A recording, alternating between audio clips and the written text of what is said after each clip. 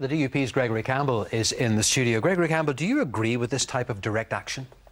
Well, I think in the absence of action in terms of governmental processes, I think it's up to every victims group, and if they chose to take action like this, and they obviously did, then they would have our support as any other group would. And there would be no problem in taking similar action if someone had died as a result of loyalist violence?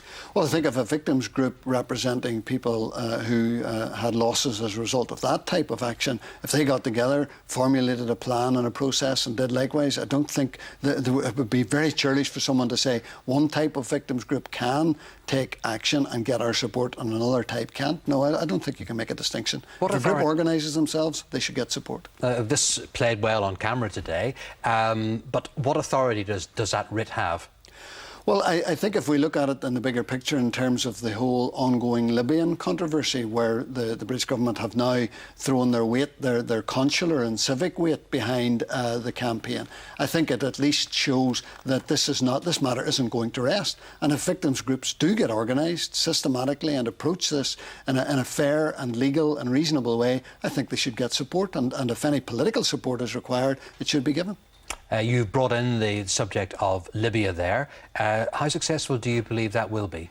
Well, it remains to be seen. The opening gambit, and I know my colleagues Jeffrey Donaldson and Nigel Dodds reported back to say that the first meeting had gone very, very well, and I think subsequent meetings will follow. But really, this matter does need to be resolved at international level. The American government were successful. Our government should be no less so, and we should all give them the support that they require to get that, so that events like today don't require to be undertaken. But if they do, I'm sure there are victims groups who are only too happy to fill the void. Do you think you will get to sit down with Colonel Gaddafi?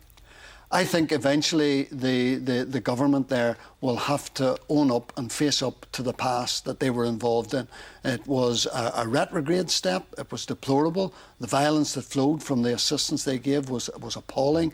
And any small steps that they can take, I think, will lead to further steps and hopefully some form of restitution, which will never replace the lost lives that have gone, but at least will be a recognition and a mark that they did what was wrong and they're now trying to rectify it. In short, how long do you think it will take?